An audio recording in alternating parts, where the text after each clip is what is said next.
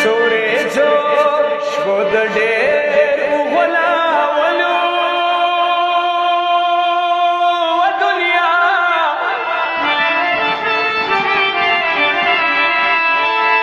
نن په غاړه کې د سپین کفن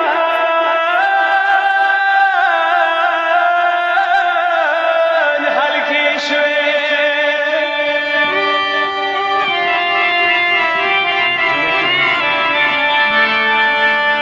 ګل خزان شي بیا د ګل شي دا دستور دی و دنیا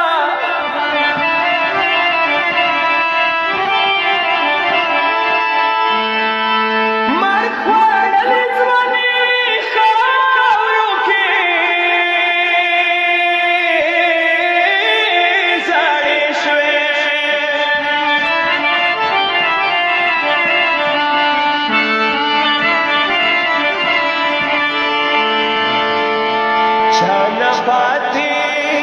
چانا پاتی شول کچکو